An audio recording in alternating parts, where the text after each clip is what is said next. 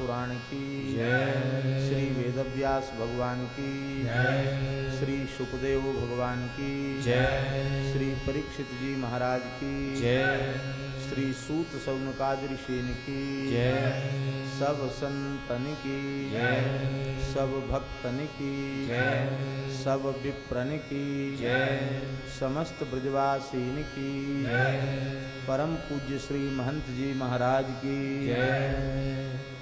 जय जय श्री राधे। हरिशरणम भक्तवांछा कल्पतरु भक्तवत्सल शरणागत वत्सल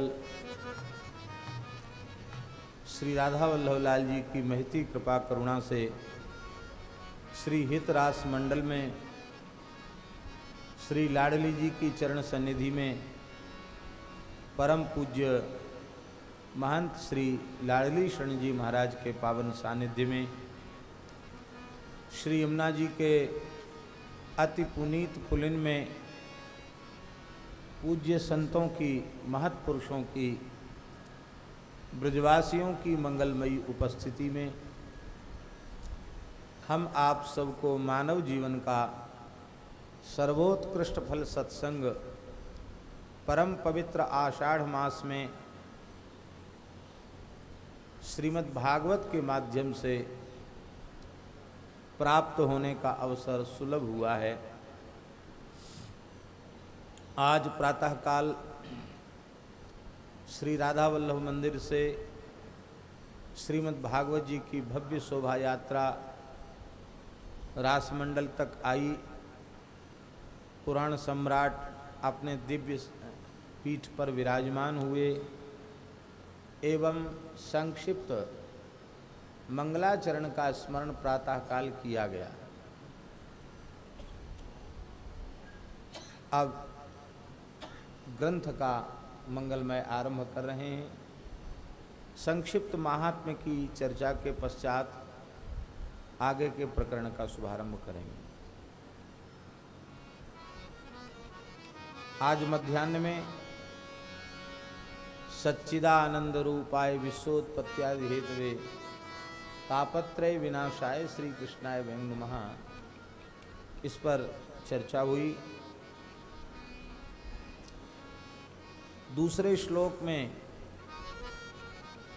श्री सुखदेव जी की शरण ग्रहण की गई। प्रथम श्लोक में भगवत शरणागति और दूसरे श्लोक में श्री सुखदेव जी की शरणागति। इसका तात्पर्य है कि भगवत शरणागति और सद्गुरु की शरणागति के बिना श्रीमद् भागवत कथा श्रवण का कथन का अधिकार नहीं है।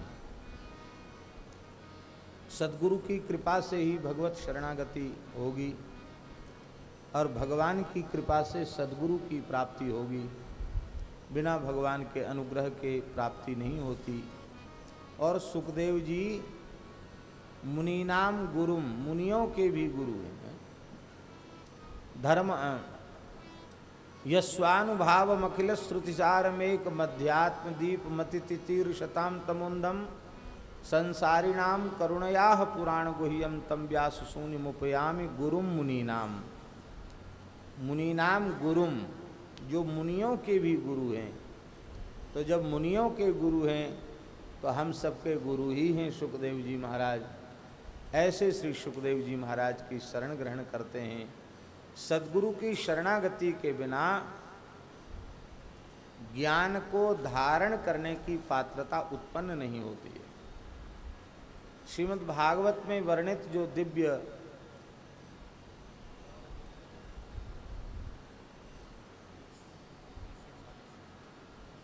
सिद्धांत है उसको आत्मसात करने के लिए सद्गुरु की प्रपत्ति आवश्यक है।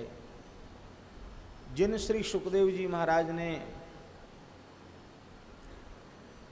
जन्म लेते ही सब कुछ त्याग करके जंगल की ओर प्रस्थान किया, अभी नालोच्छेदन आदि संस्कार भी नहीं हुए थे।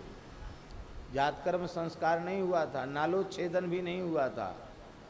और महानुभावों से सुना है कि लटकते हुए नाल को ही आड़बंद के जैसे कमर में लपेट लिया और शरीर पर कौपीन भी नहीं है, सूत का एक धागा तक नहीं है, और वे जंगल की ओर चल पड़े। भगवान व्यास विरह से व्यथित होकर के पुत्रेति पुत्रेति, हे पुत्र ये कहकर के पीछे चल रहे थे। वृक्षों ने उत्तर दिया शुकोहम शुकोहम शुकोहम। व्यास जी समझ गए जिसे मैं अपना पुत्र मान रहा हूँ वह मेरा पुत्र शुक केवल मेरा ही पुत्र नहीं है, ये तो सर्वभूत हृदय है। ऐसा उन्होंने अनुभव किया। ऐसे सर्वभूत हृदय श्री शुकदेव जी को हम प्रणाम करते हैं।